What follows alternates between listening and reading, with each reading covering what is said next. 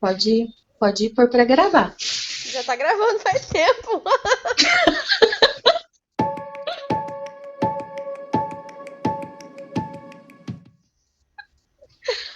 Oi, pessoal, tudo bem com vocês?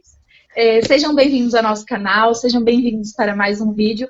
Hoje um formato um pouquinho diferente, já que nós estamos em quarentena. Eu estou aqui na minha casa, a Renata está na casa dela, e a gente vai conversar um pouquinho sobre um livro que nós duas lemos ao mesmo tempo, que se chama O Holocausto Brasileiro. É um livro, assim, pesado. A Yumi está participando da nossa gravação aqui. Que Participação ótimo. especial da Yumi. Bom, já tivemos a nossa participação especial da Yumi. E o livro que nós lemos, O Holocausto Brasileiro, ele é um livro um livro bem pesado, né, Rê? Um livro Super bem pesado. pesado, assim, que não tem como você fazer a leitura dele e se sentir apática em relação a ele. Então a gente vai fazer tipo um bate-bola, falando um pouquinho das coisas que a gente pensou sobre ele, o que nós achamos durante a leitura do livro, uns pontos em que a gente gostou mais, assim, algumas coisinhas em que a gente gostou e tal. Vamos pontuar aqui, tá? Então vai ter spoiler sim de algumas coisas do livro, de várias coisas do livro, né? Mas é um livro extremamente essencial, principalmente para quem é brasileiro, tá? Até porque não tem como a gente comentar sobre esse livro sem dar spoiler, porque ele tem detalhes bem pesados e que Uhum. é interessante a gente estar apresentando para vocês como forma da gente refletir mesmo sobre, principalmente, como que era a psicologia, a ala de psiquiatria aqui no Brasil. E fazer... E às vezes a gente também, assim, a gente pensa que essas coisas horríveis aconteceram só com outros países. Porque muitas vezes, muitas coisas que acontecem aqui no Brasil acabam sendo muito veladas. Porque são coisas que a gente não aprende na escola. São Sim, coisas que a gente vai aprender ao decorrer dos anos, a gente vai aprender só com a leitura de outros livros. Então, são coisas ruins que aconteceram mesmo no Brasil e que são reais e que muitas pessoas não sabem. Se a gente for parar para fazer uma enquete aí, garanto que pelo menos 50, 60% da população não sabe o que aconteceu aqui no Brasil, que ocorreu também um massacre em massa, algo extremamente horrível e debaixo do próprio nariz das pessoas. E, sim. tipo assim, é uma E realidade pessoas que aconteceu não financiando faz muito ainda, tempo. né? Financiando isso. Sim, exatamente. E assim, é uma coisa que acabou não faz muito tempo. É uma coisa que, dependendo da idade dos avós de vocês, os avós de vocês presenciaram esse tempo e com certeza não sabiam o que estava passando. Então, Rê, você quer falar um pouquinho sobre a autora primeiro, antes da gente começar no Pode livro? ser. A Daniela Arbex, ela é uma jornalista, tá? Ela é uma jornalista defensora dos direitos humanos, tá aí então por que que ela teve essa ideia de elaborar um livro em prol da defesa mesmo dessas pessoas que eram tidas como anormais. Ela estudou, ela é formada em comunicação social pela Universidade Federal de Juiz de Fora e iniciou carreira na Tribuna de Minas.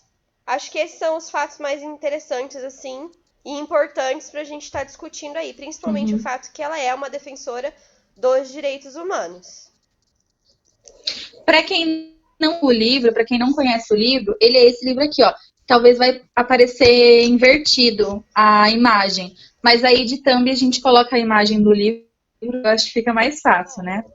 Para a gente debater um pouquinho sobre o livro, eu fiz algumas destaques no Kindle.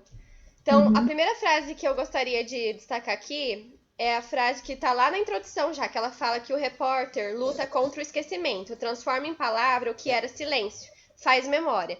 Porque esse livro faz jus justamente à memória das pessoas que foram esquecidas. Foram deixadas lá naquele hospital como se não fossem Uhum. pertencentes ao mundo, não fossem humanos, eram apenas números. E nesse livro ela conseguiu com certeza fazer memória e quebrar esse silêncio e dar voz àquelas pessoas que sofreram nesse hospital. Vai falar. Uma coisa que queria deixar assim bem claro para vocês é o que as pessoas que eram internadas nesse hospício, nesse, né, local, elas não eram pessoas loucas, o que hoje em dia a gente chama de loucas. né? Então, assim, uma boa parte das pessoas que foram internadas naquele período, elas foram internadas, algumas, por exemplo, algumas que apareceram no livro. Uma foi internada porque tinha sintoma de tristeza. Teve um outro paciente que foi internado porque ele era tímido. Teve uma outra que foi internada porque existia na família uma briga por conta de dinheiro, uma briga financeira. Teve um outro que foi... Sim, dessas que engravidou do patrão, ela foi estuprada pelo patrão quando tinha 14 anos. E para o patrão se livrar dela, ela foi internada. Teve um outro que foi internado por conta de que ele era bêbado. Então, assim, foram diversos casos que hoje em dia a gente olha... Sim, crianças, gente. Tipo assim, são coisas realmente absurdas. Cada página que eu ia lendo, eu ia vendo que era um absurdo atrás do outro. Porque, na verdade, eles não eram internados para um bem comum, para melhorar a sanidade mental deles, ou para terem médicos especializados para cuidar daqueles casos. Não, eles eram internados simplesmente porque o resto da sociedade não queria lidar com alguns problemas específicos. Bom, então, pelo menos 60 mil pessoas morreram entre os muros do Colônia. Colônia é o nome do hospital lá, tá? Tinham sido a maioria enfiadas nos vagões de um trem e internadas à força. Como a Jaqueline falou, além de adultos, tinham muitas crianças que foram internadas lá por ter algumas síndromes que não eram entendidas na época e eles não possuíam um tratamento adequado, porque não tinha médico especializado lá para estar atendendo essas crianças e esses adultos. Uma outra coisa que choca é que foi financiado esse hospital pelo governo e também por universidades que compravam os corpos das pessoas que morriam naquele hospital. Vocês acreditam nisso? O hospital lucrava, então, vendendo os corpos das pessoas. E ninguém falava nada. As pessoas que se revoltavam eram demitidas ou afastadas, né, do emprego, óbvio. Então, a gente não conseguia ter uma denúncia, assim. Teve uma denúncia num jornal, mas... Isso foi muitos depois. Porque se a gente for parar para olhar desde o início, quando iniciou o Colônia? O Colônia, ele iniciou em 1900. Então, assim, ele foi construído, começou as atividades dele em 1900. Então, a partir dali, começaram a entrar começou a entrar outro. Esse trem que a Nata comentou era o trem dos loucos. Teve uma expressão que ela usou também, eu não me lembro muito. Era o trem, as pessoas entravam e nunca mais eram vistas. Então, assim, tinham algumas mães, principalmente nas áreas rurais, que elas não sabiam como lidar com aquela situação, com as crianças mesmo, que eram diferentes das outras, ou com os jovens que se comportavam de uma forma diferente, com o que era normal, assim, né? Vamos dizer. Então, eles faziam, eles simplesmente falavam que eles prometiam um tratamento específico e as famílias acreditavam que aquelas pessoas iriam voltar a casa depois do tratamento, o que não acontecia, porque uma vez que elas entravam no Colônia, elas nunca mais eram vistas. Assim, elas perdiam identidade, elas perdiam nome, elas perdiam tudo. Para vocês terem uma noção, a forma com que a Renata tinha comentado no começo que não tinham pessoas especializadas para cuidarem daquela determinada situação, daquelas determinadas doenças, que na época eles nem entendiam o que eram. Existiam vários enfermeiros no local, porém médico mesmo, especializado para cuidar, eram... Então, assim, era um médico para centenas e milhares de pessoas. Então, o que acontecia? Existia uma ala masculina e uma ala feminina. As pessoas, elas não eram tratadas como gente. Elas eram tratadas como bicho. Então, assim, não havia humanidade. Até porque o bicho a gente não deixa comer cocô, por exemplo. E lá, na falta de alimento que eles tinham e na falta esqueci a palavra, na falta de limpeza mesmo, na falta de limpeza do local, as enfermeiras deixavam eles comerem eles mesmos, só faltava comer eles mesmos, sabe? Era uma situação absurda, não existia roupa suficiente, era tratamento realmente, como a Rê falou, tratamento de choque, muitas vezes não, milhares de Afogavam vezes, as pessoas eles... também. Era uma tortura. Aham, era tortura, exatamente, essa palavra que eu estava tentando pensar, porque o que acontecia? Eles, algumas pessoas que faziam alguma coisa que eles não gostavam, ai, a forma de punição. Como que é o nome da cidade mesmo, Rê, que eu esqueci? É de Minas Gerais. Que o Colônia Barbacena. ficou... É, Barbacena, isso. A cidade de Barbacena é uma cidade muito fria. Principalmente, assim, de madrugada, de noite. Então, qual que era uma das formas de tortura deles? Os enfermeiros, eles simplesmente jogavam as pessoas sem roupas, muitas vezes, no pavilhão que existia e deixavam lá morrer a própria sorte, entendeu? Os que sobrevivessem, bom para eles. O que os internados faziam muitas vezes? A relação de humanidade que eles tinham, por mais que eles estivessem à beira da loucura, os que não eram loucos, eles se juntavam em uma... Então, cada momento, um ia ficando no meio para ser aquecido. Então, quando aquele era aquecido, ele voltava para a roda, para outro ir para o meio. Assim, você vê que mesmo no meio da loucura, da sanidade mental, assim, quando você perde toda a sanidade mental, a humanidade ainda prevalece. Ainda prevalece o quê? O vou ajudar o próximo. Então, aí, se você for parar para pensar, quem que era louco de verdade? Eram essas pessoas que estavam lá aprisionadas, porque eles estavam aprisionados, ou eram os enfermeiros e o médico que permitiam uma situação dessa? Pois é. Inclusive, causou danos irreparáveis em vários pacientes. Tem uma paciente que é a Sônia Maria da Costa, ela hoje em dia chega a vestir 2 vestidos por conta que passou a vida inteira nua no hospital. Então, assim, de medo de passar frio de novo, de medo de passar aquele perrengue, hoje em dia ela veste 2 roupas para se manter aquecida e se manter aconchegando. Tem uma parte que eu me emocionei bastante, que foi quando ela tava, a jornalista foi relatando sobre a irmã Mercedes. A irmã Mercedes, ela era uma freira e ela não acreditava em tudo aquilo que estava acontecendo, ela não achava que as pessoas eram bichos e deveriam ser tratadas como bichos, então ela começou a lutar para conseguir retirar alguns deles de dentro do Colônia e reintegrá-los para a sociedade. Então, ela conseguiu fazer isso com alguns. Ela conseguiu uma casa pelo governo, ela retirou alguns de dentro do Colônia e colocou dentro dessa casa. Essa... Travou? Aí, continua. Travou tudo? Eu não sei de onde... Começa de novo essa parte? Que eles retiravam as pessoas do Colônia. Ela retirava essas pessoas de dentro do Colônia e colocou e conseguiu uma moradia digna para eles, que eram casas para essas pessoas. Essas casas eram próximas ao Colônia. O que ela fez? Algumas dessas pessoas tinham passado tantos e tantos anos dentro do Colônia, muitas até tinham entrado no Colônia quando eram crianças. Então ela retirou-os do Colônia enquanto adultos já. O que ela fez? Ela fez um trabalho de ressocialização com essas pessoas. Muitos médicos e enfermeiros falaram para ela que era impossível, que eles tinham atitudes de bichos, tanto que teve uma das doentes, né, que as pessoas, os médicos falavam que ela era extremamente agressiva, que tinha que tomar cuidado porque ela matava, ela mordia.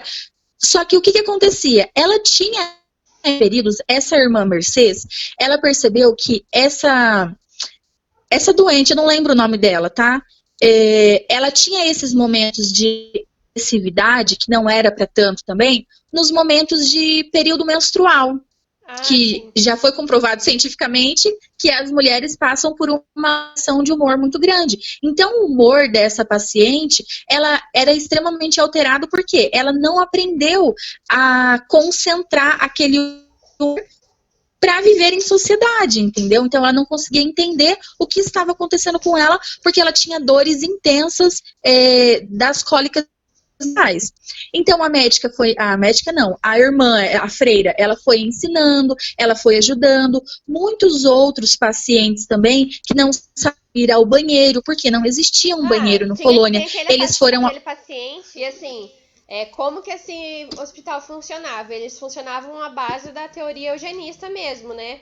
Isso que sustentava aquele hospital ter recebido apoio de governo e de universidades, por conta justamente de querer fazer essa ideia aí de limpeza social, separar as pessoas que não condiziam com a sociedade que eles queriam, sabe? Daí eles utilizavam essa justificativa para estar aplicando os tratamentos abusivos deles. Inclusive tem uma parte do livro que fala que eles queriam livrar a sociedade da escória, desfazendo-se dela, de preferência em local que a vista não pudesse alcançar. A gente pode chamar de holocausto mesmo, porque foi praticamente o que o Hitler fez. Sim. O plano dos governantes daqui. Pode continuar. O plano que eles tinham lá naquela época de não conhecer e simplesmente fazer essa limpeza era a mesma coisa que aconteceu na Alemanha.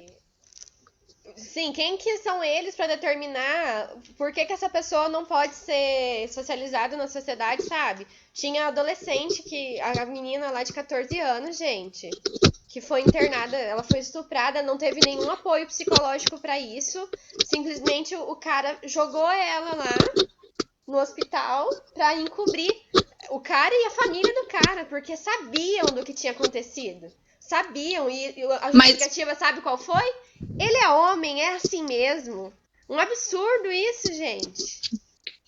Nossa! E parar pra pensar que a gente ainda ouve hoje. Sim, sim. E esses relatos, ela reuniu da década de 60 em diante, né? Esses relatos que a Daniela reuniu.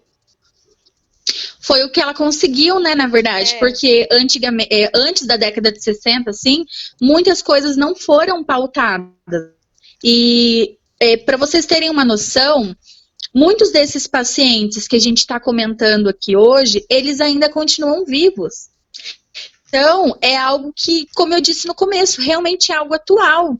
Não é uma coisa assim de se pensar assim, nossa, foi há 200 anos atrás, foi 1800 e bolinha. Não foi. Foi assim, agora, entendeu? Faz menos de 100 anos que essas coisas aconteceram. Os pacientes do Colônia, eles eram experimentos científicos. Além de limpeza social que eles praticavam experimentos científicos, porque não tem outra palavra para ser usada. E momentos em que eles praticavam a lobotomia, que eles praticavam o choque lá na cabeça das pessoas, muitos morriam. Então tem relatos de muitas enfermeiras que elas abandonaram os cargos logo nas primeiras semanas porque elas não aguentavam aquilo, elas não tinham sido formadas para aquilo, para aquela tortura toda. Quem que é formado para tortura, gente? Você precisa ter um problema mental muito grande para você gostar de torturar outra pessoa ou qualquer outro ser vivo. Pois é. Essas pessoas, elas só foram ressocializadas no ano de 2003 por conta da assinatura da Lei Orgânica de Assistência Social. Então, só em 2003 essas pessoas tiveram a chance de tentar uma vida novamente. Só que, passaram-se anos torturadas, com abuso psicológico. Algumas conseguiram até, mas o caso da Sônia lá, até hoje, ela veste 2 roupas. E aí, tem cicatrizes que, não se curam, não vão se curar. E isso ainda é um trauma, se for ver assim, é um pequeno pro tanto de coisa que eles passaram. Esse livro deveria ser trabalhado na disciplina de história das escolas, no ensino médio. Porque os adolescentes já têm estrutura psicológica preparada para isso. Sim. Deveria entrar nos livros de história, porque faz parte da história do Brasil. Então não deveria lado dessa forma, porque eu mesma, antes de fazer a leitura desse livro, eu não sabia. E tipo assim, eu tenho 27 anos E eu não conhecia, eu não sabia essa história. Então você imagina, nós ainda somos pessoas leitoras. Agora, e o tanto, a imensa, inúmera porcentagem de pessoas brasileiras que não são leitores, que não sabem nem da existência desse livro. E essas fotos que a Renata estava falando, teve uma que me chocou assim muito, que, nossa, a arrepiar, sabe? Que é de uma criança que está deitada com várias moscas em cima dela. E não, ela não está morta. O repórter, o fotógrafo, ele justamente achou que essa criança estava morta. Só que depois ele percebeu que não, que ela não estava. Só que a criança estava tão imóvel e devia estar tão funda, tipo, de sujeira, de fedor, tudo, que as moscas estavam pousando em cima dela. Sim. Esse livro me causou muita revolta. Também. Muita revolta. Revolta por saber que o nosso povo é um povo hipócrita. Conivente. O nosso povo é um povo que julga o outro, o de fora. Nossa, olha só o que aconteceu na Alemanha, olha só o que aconteceu não sei onde, e não para olhar o próprio problema social que a gente enfrentou e muitas vezes a gente ainda enfrenta aqui no nosso país.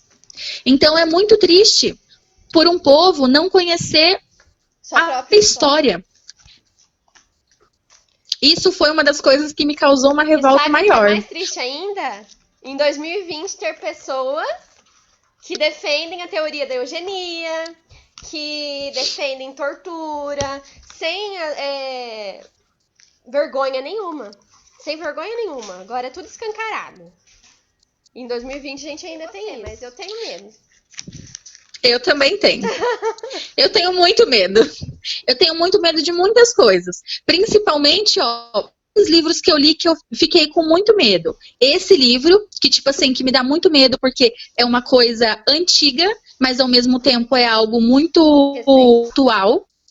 E um livro que me deu muito medo também que eu li foi o Conto da Aia, que daí a gente tem que fazer um vídeo falando sobre ele também. Verdade. Que ele me deu muito, muito medo mesmo, principalmente por conta de muitas coisas que a gente tem ouvido e vivido no período atual. Sim. Então, Bom, gente, esse foi o nosso relato da leitura do Holocausto Brasileiro. Nós recomendamos essa leitura, sim. Ela é necessária, Total. Ela é relevante. A Daniela Arbex fez um trabalho excelente de resgatar essas fontes históricas, esses relatos, justamente para conscientizar e defender os direitos humanos. Então, a gente deixa aqui a nossa experiência literária. Espero que vocês tenham gostado.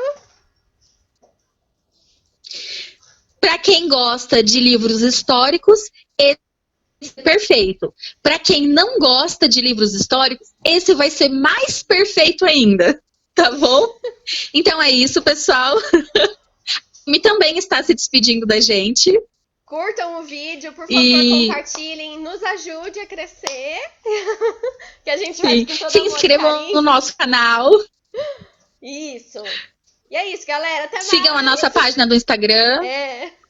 Beijo. Tchau, gente.